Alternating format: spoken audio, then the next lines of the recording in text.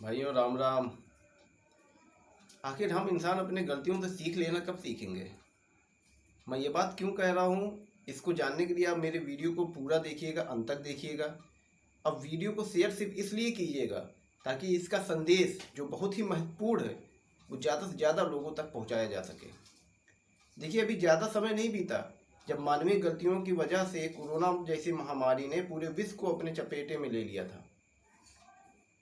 और हमको ये कहीं ना कहीं एहसास भी कराया था कि आज हमारे जीवन में धन दौलत, ऐशो आराम, सुख सुविधा, लग्जरी लाइफ, ये सब एक छलावा है।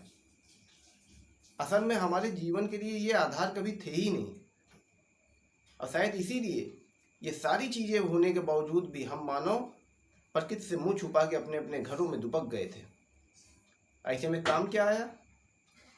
सिर्फ शिक्षा, ज्ञान, जिसके सहारे, जिसके आधार पे हमारे डॉक्टरों ने, हमारे वैज्ञानिकों ने कोरोना की वैक्सीन बनाई और पूरे विश्व की रक्षा की।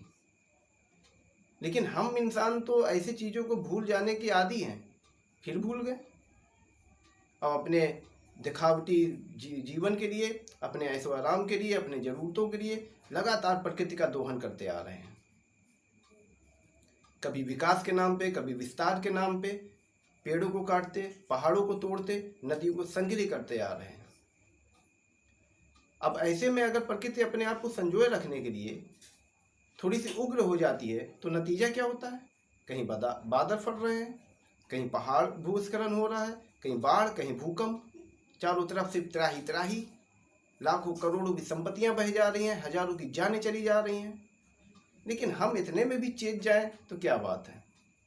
और अब तो हमारे भगवान भी हमसे रुष्ट हो गए हैं।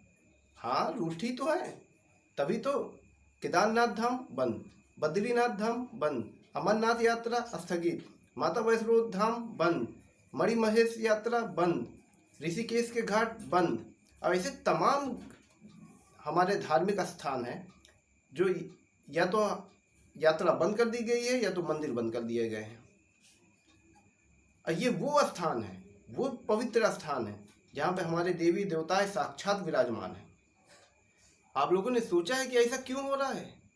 मेरे विचार से हम लोगों ने ऐसे धार्मिक और पवित्र स्थान को पिकनिक स्पॉट बना डाला है। ऐसे धार्मिक और पवित्र स्थानों पर जाने वाले तमाम लोगों में अधिकांश लोग अपने मन में प्रभु के लिए श्रद्धा भाव लेके नहीं, बल्कि वहाँ पे घूमने फिरने और मौज मस्ती की नीयत से जा रहे हैं। ऐसे लोगों में ज़्यादातर लोग वो हैं जो अपनी दुखड़ा सुनाकर, अपने कष्ट को बता के, प्रभु के चरणों की रज को अपने माथे पे लगा के उनके आशीर्वाद के रूप में उसका निवारण पाने के लिए नहीं, बल्कि वहाँ घूमने फिरने, मौज मस्ती करने और वीडियो बनाने के चक्कर में जा रहे हैं।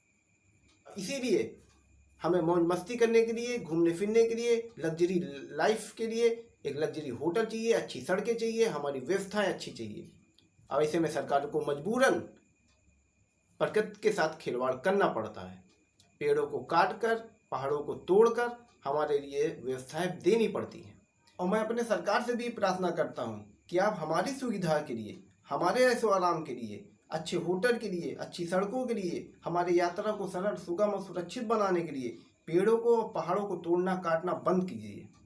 क्योंकि हो सकता है कि आप प्रकृति को छेड़कर हमारे लिए एक सुरक्षित माहौल तैयार कर रहे हैं, जिससे हमारी इस यात्रा में होने वाली घटनाएं, दुर्घटनाएं और उससे होने वाली जान माल को आप काफ़ी हद तक रोक रहे हैं, इसमें दो राय नहीं। लेकिन इसके बदले में प्रकृति इस तरह की त्रासदी लाकर, हजारों लोगों की जान लेकर हमसे एक भारी कीमत भी ले रही है, इसको भी नज़रअंदाज नहीं किया जा सकता है।